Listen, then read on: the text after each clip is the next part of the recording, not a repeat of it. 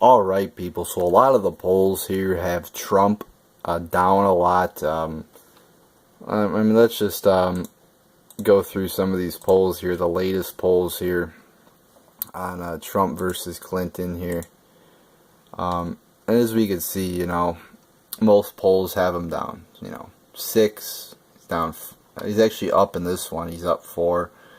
But I mean, most of them he is down. Now the media, so I'm here to give you the truth about the polls, what I think's the truth. And I think the truth is the media will report on polls where he is down the most. Like this ABC News Washington Post poll. They will report on that like crazy. They will report on this Reuters Ipsos poll. They will report on the polls he is, down a lot. But like, let's say this Gravis poll comes out, he's only down 2. Only down 4. He's up 4. I mean, so they won't report on the polls, Quinnipiac, down 2. They won't report on these polls that, only have him down a couple or even have him up. So that'll give the impression, oh my God, he's falling, when he's actually, according to the Real Clear Politics average, he is down 4.6 points, which is not that much considering we are months away from the election. And if you look at these polls, most of them are done by liberal organizations or organizations that don't like Trump, ABC, NBC, liberal. So, okay, so you could say, oh, you don't have any evidence that they're rigged because they're just done by liberals. Well, let's look at some of these. Now, Huffington Post puts together this, kind of same thing that Real Clear Politics says, but they have some stats down here. Now you could go and look at all the polls and figure it out for yourselves, everyone, but I don't have that time to figure out every single one. How many every single, I can't break it down, but so let's look at these. Let's just take there's one I wanted to look at here, this Reuters Ipsos one. This is what I mean by breaking it down. Now you see they have Democrat voters that they polled, Republican and Independent. Clinton is obviously winning the Democrat votes by 62%, but Trump is winning the Republicans by 67%, and he is winning the Independents by 5%. So you figure, he's up 5% in Republican and Independent. So you would figure, okay, he's going to, probably be up in this poll, or at least very close. But he's down by 10%. You know what that tells me? That tells me they oversampled Democrat voters. And if you look at all these polls, look at this one. 425 Democrats they polled to only 247 Republicans. Let's look at this one. 1,451 Democrats to 1,175 Republicans. And if you look at almost all of them, I mean, they poll more more Democrats. This one, 1,480 Democrats, 1,220 Republicans. They poll more Democrats, like here, than Republicans. So, I mean, that tells you that these polls are fucked. So I actually broke down, though, in detail, this Gravis poll, which had Trump, I think it was this one, Trump, Gravis, 50 to 48%. So it had Trump down 2. So let's take a look at some of this here.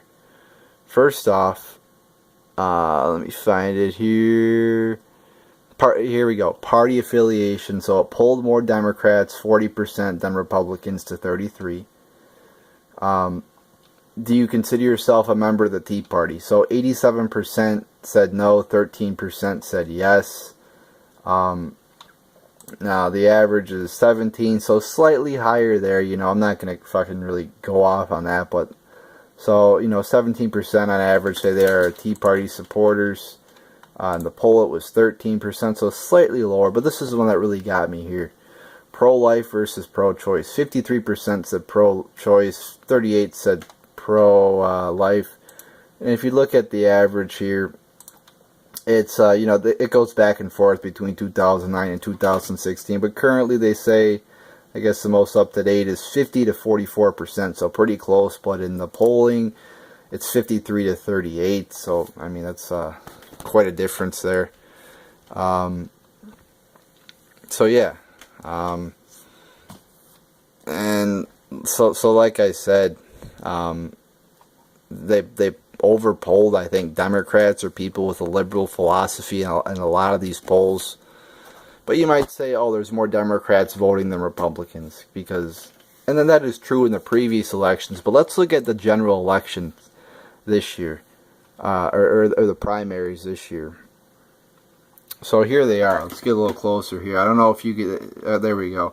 So you had 30,300,000 or whatever for Republicans voted, but only 28 million Democrat voters this year.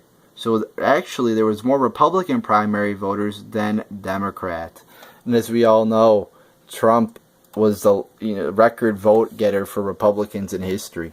So as we see here, you had 30 million Republican votes total in this primary, which is more than ever that any Republican has gotten the primaries. Clinton, or the Democrats only got 28 million, which is, let's go back to 2008. Obama had 37 million. Not Obama, but the Democrats had 37 million in 2008. Only 28 million in 2016. So quite a drop there for Democrats, but a rise for Republicans, because McCain had 20 million. Now Trump has 30 million. Or, the Republicans have 30 million. So yeah.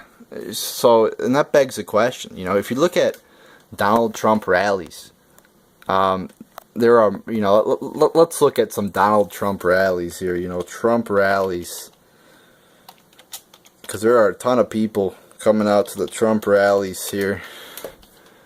Let's see some great images of the crowd. You see a lot of fucking people coming out to the Trump rallies here. Thousands, tens of thousands in many cases here. As we look at the packed crowds, I mean, everybody knows a lot of people come out for the Trump rallies. But as we know, the Clinton rallies, let's see Hillary's rallies here. We all know Hillary gets very few people coming to her rallies. There's Bernie, of course. Bernie gets packed houses, but I mean, Clinton, they don't really have too many pictures here of Clinton, but and it's kind of hard to tell if there's Clinton with a couple people over there. But the point is, I'm just trying to have some fun here with the pictures. But the point is, more people come out to see Trump than Clinton, which tells me Trump supporters are way more enthusiastic and way more likely to come out to the polling booths than Clinton supporters. See, when you call up on a phone and you say, oh, who are you going to vote for, Trump or Clinton? It's easy for the Clinton supporters to say, oh, I'm going to vote for Clinton. But when it comes to the election time, are they really going to take the time and go out to the election booth? Now, I know Trump supporters are going to do that, but Clinton supporters are older and I think less enthusiastic about supporting Clinton.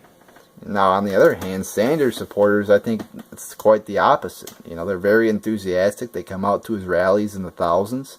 And I think they would show up at the voting booths in November. But I think with Clinton, you got to question that.